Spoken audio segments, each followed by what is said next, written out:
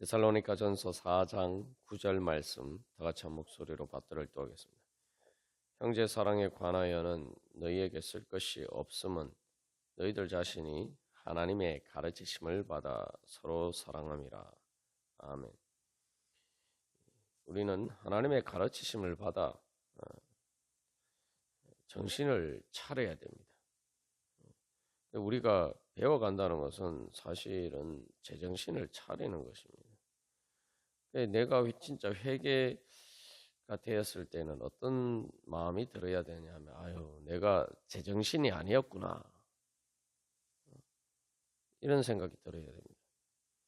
하나님의 뜻에 따르는 게 제정신이고, 하나님의 마음에 따르는 것이, 하나님의 마음이 내 마음처럼, 하나님의 마음을 내 마음처럼, 하나님의 뜻을 내 마음처럼 그렇게 생각이 되면 내가 제정신이구나, 이렇게 생각해요. 근데 우리가 이제 그렇지 못하단 말이죠. 근데 이제 깨닫기 전에는, 하나님의 가르치심 받아서 깨닫기 전에는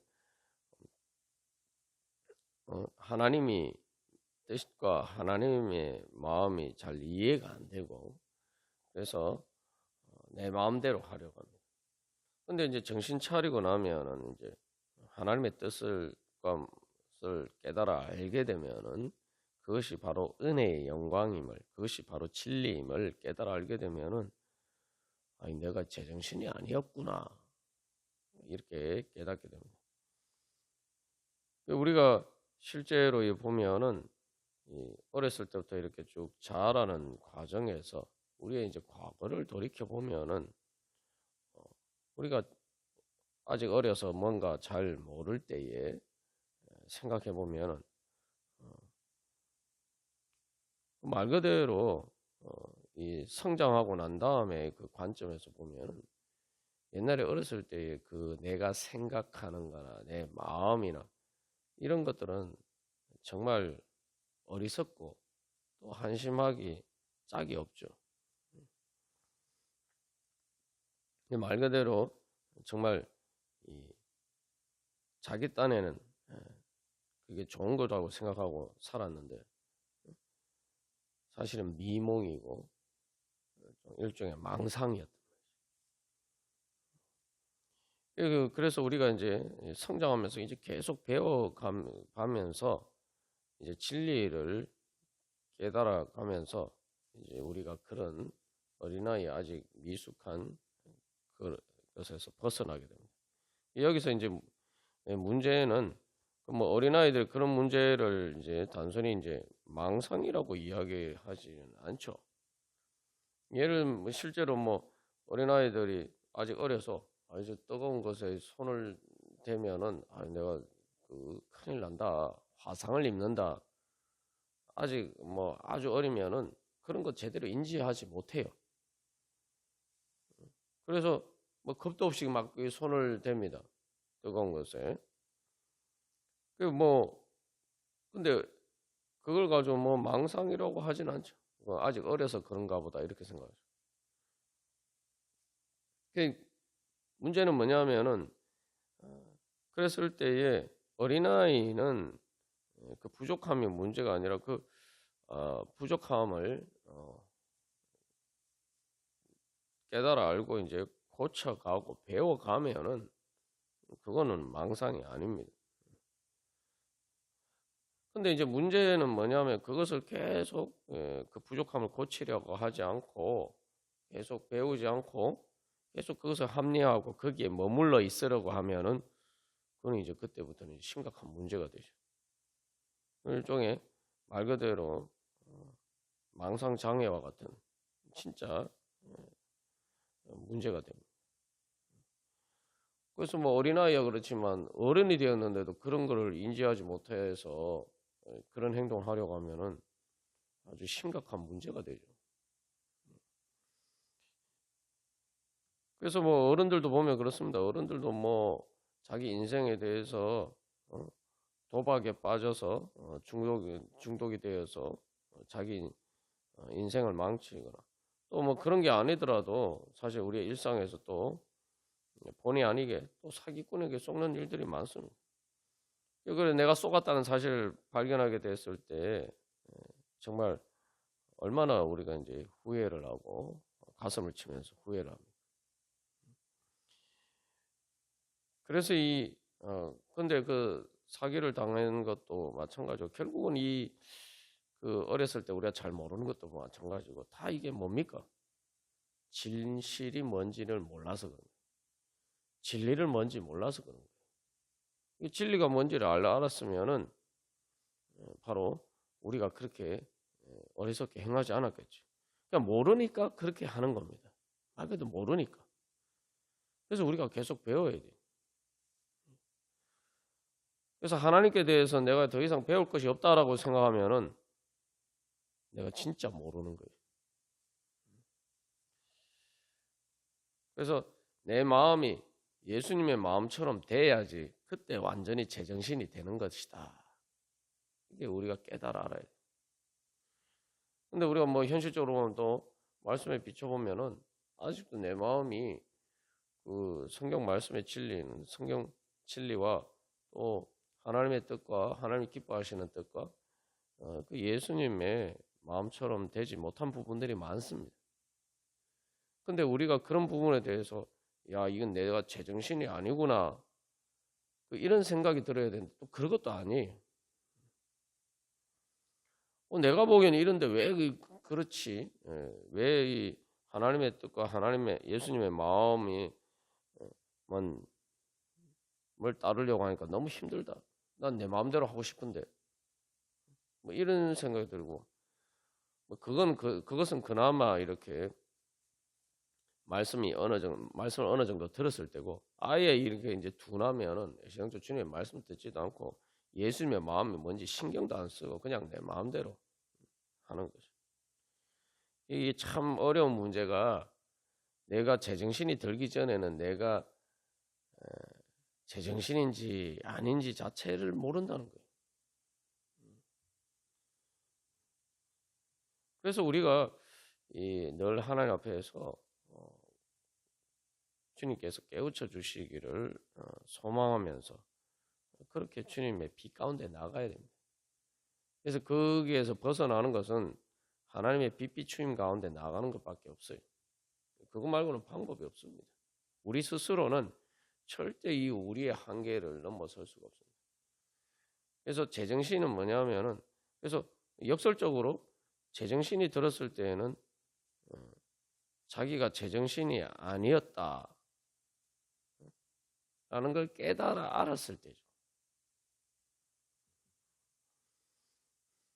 그래서 뭐 술 취해서 뭐 제정신이 아닐 때에는 자기가 지금 제정신이 아니라는 사실을 알지 못합니다. 음주운전을 해서 이렇게 사고를 내거나 뭐 실제로 뭐 어떤 경우에는 뭐 그 음주운전 때문에 자기 인생을 망치는 경우도 있죠.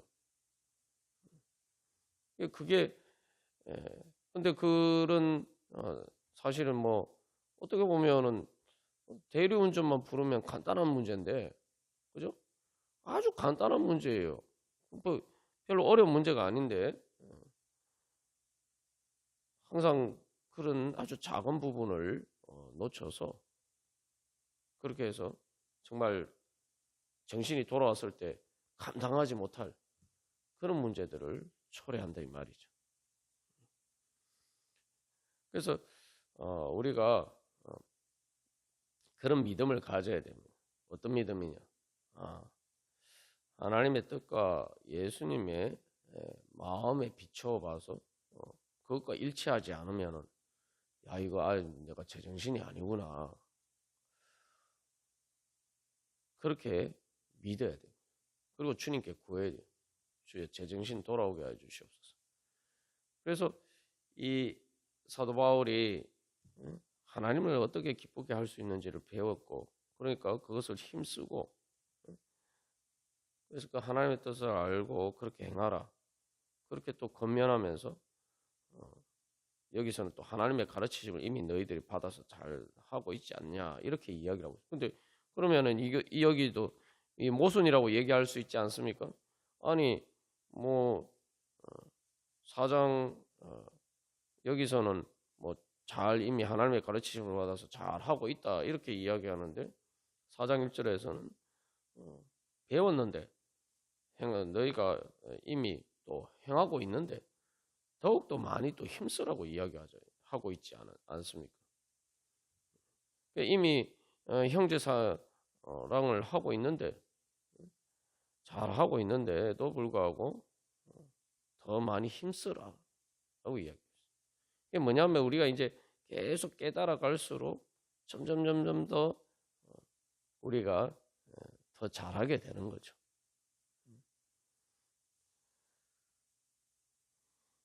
그래서 뭐 우리가 뭐 학문을 하든 뭐 예술을 하든 뭐 기술을 배우든 이게 이제 계속 익숙해지면서 또 계속 그 하면서 점점 이제 발전을 하죠. 발전한 관점에서 보면은 그 과거를 돌이켜 보면은 사실은 제정신이 아닌 거예요. 그래서 우리가 하나님 앞에서 예수님과 같이 되기를 소망해요. 우리의 구원이 뭡니까, 여러분? 구원이라는 게는 구원받는다는 것은 결국 우리가 예수님과 같이 되는 거예요. 예수님이 십자가에 죽으셨지만 그러나 부활 승천하셔서 하나님 나라에 하나님 나라로 하늘나라로 올라가신 것처럼 우리도 그렇게 되는 것이 구원이죠. 예수님 따라서 그렇게 되는 것이 구원이에요. 근데 우리가 한 가지 중요한 사실을 놓치고 있는 것은 예수님과 같이 된다는 것은 예수님의 마음과 같이 되는 겁니다.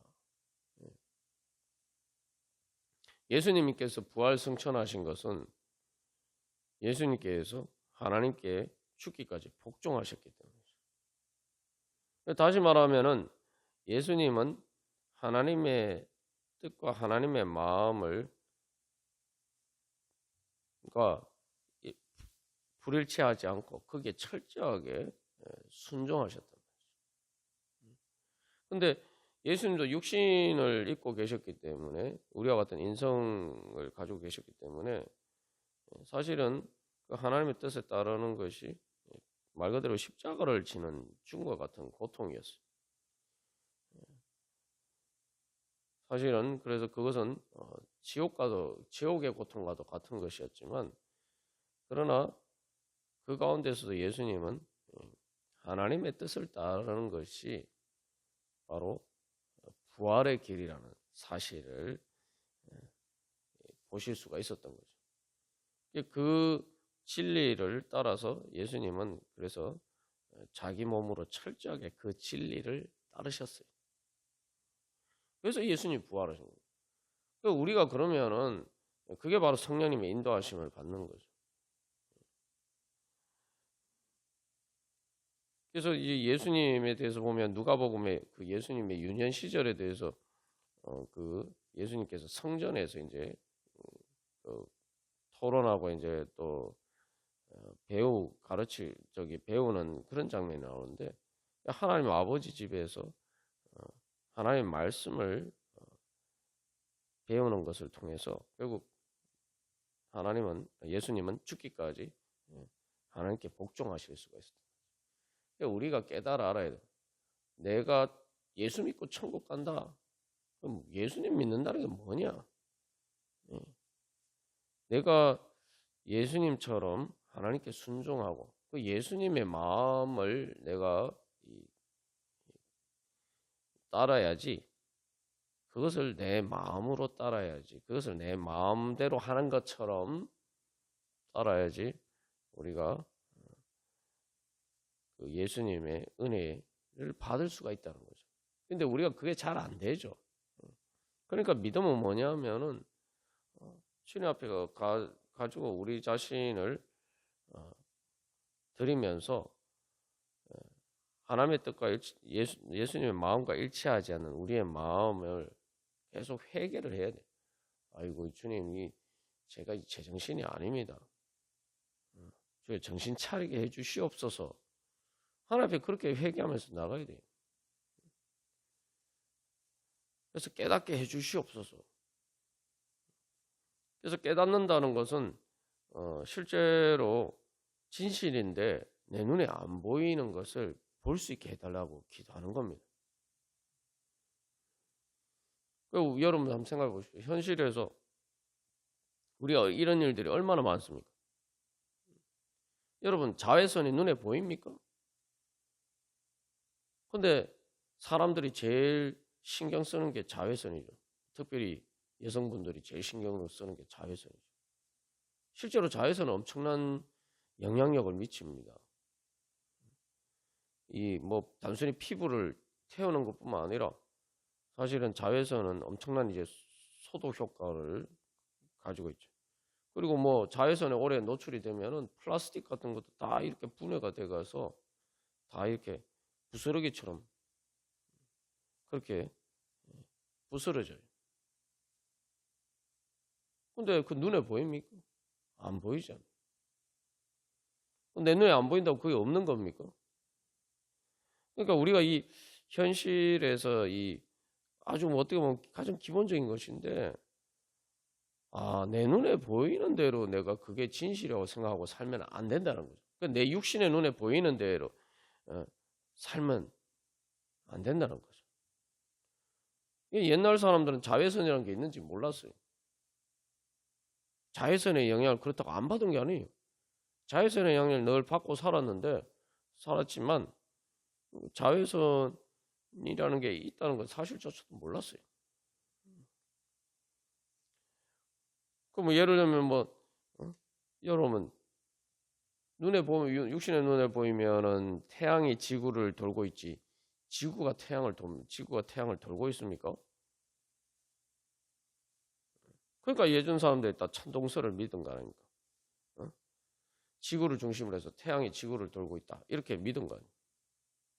그렇게 생각하고 사는 건 아니에요. 그런데 오늘날 그렇게 얘기를 하면은 제정신이 아니라고 생각하죠.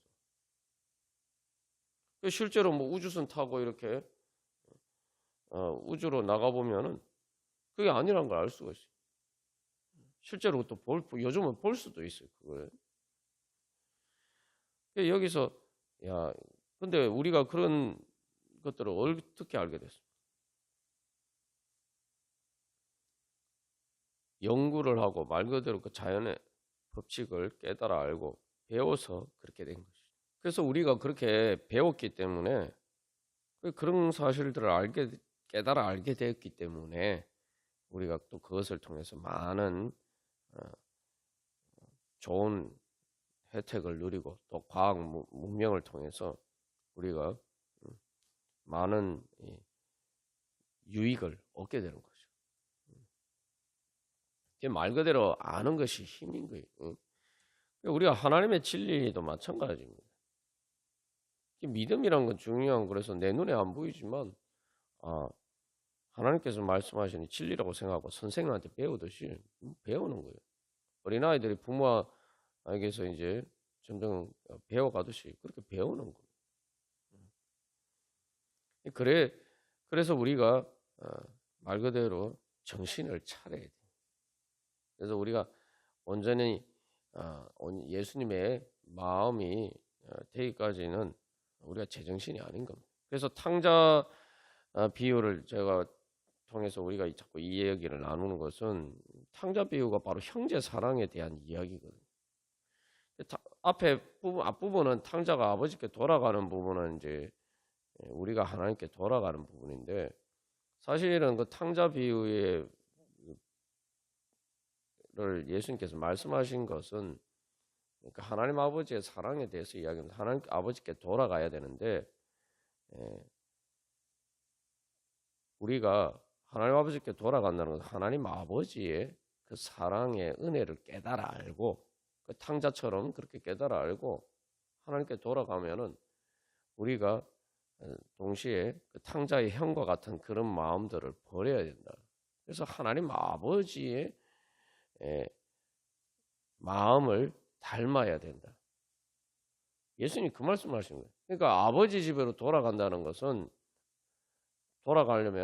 완전히 돌아가려면은 하나님 아버지의 마음을 배워가야 된다. 그 마음을 가져야 된다는 거예요. 그래야지 우리가 하나님 아버지 완전히 돌아갈 수 있다.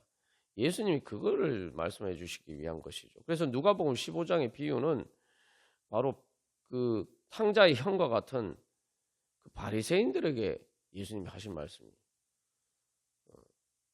바리새인들이 죄인이라고 생각하는 그 세리와 그런 사람들이 회개하고 예수님께 돌아왔을 때에 그것을 기쁘게 받아들여야 되는데 그것을 그렇게 받아들이지 못하는 바로 그 바리새인들에 대해서 예수님이 너희들이 하나님 아버지의 마음을 가져야 된다.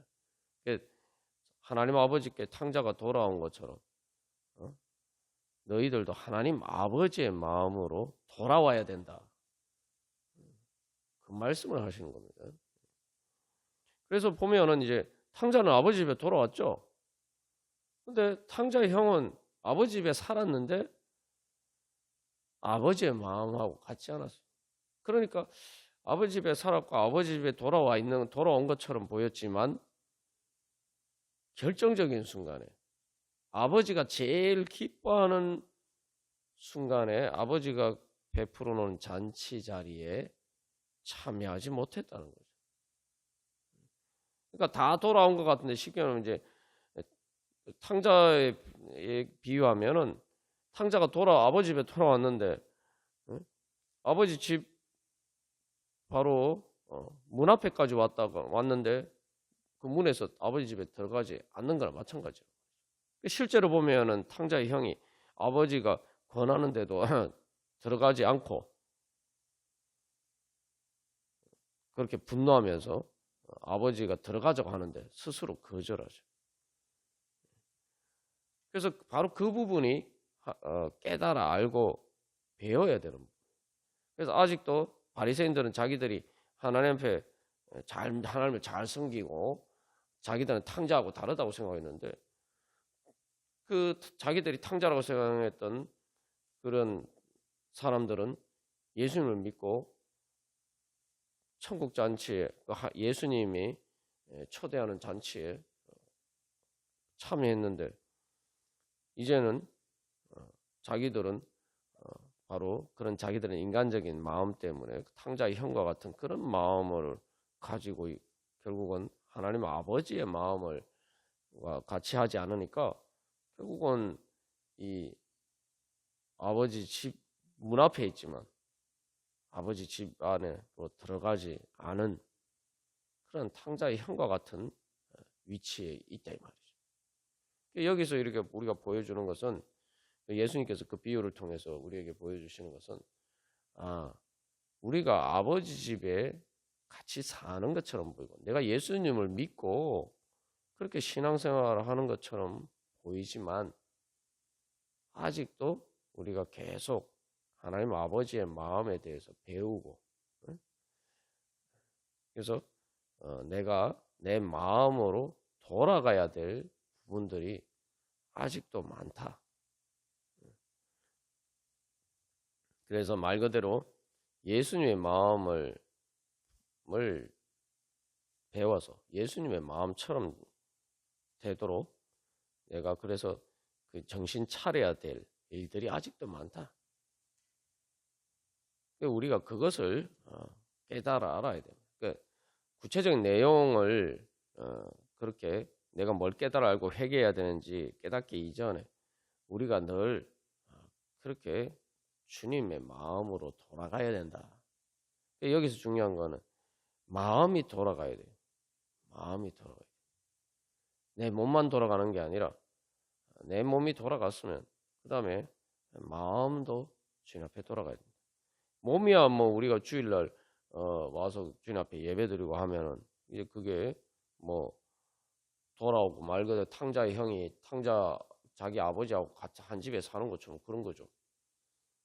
그런데 그것을 통해서 내 마음도 돌아가야 돼. 그 마음은 계속 돌아가야 돼. 하나님께 계속 배우고. 그런데 여기서 우리가 기억해야 되는 그 마음이 내가 하나님 아버지께 돌아가는 만큼 내가 행복해진다. 그 믿음이 있어야 됩니다. 우리 오늘도 주님 앞에 기도하면서 나아갈 때 주여 제 마음이 정말 주님께 돌아가기를 원합니다. 예수님의 마음으로 돌아가기를 원합니다.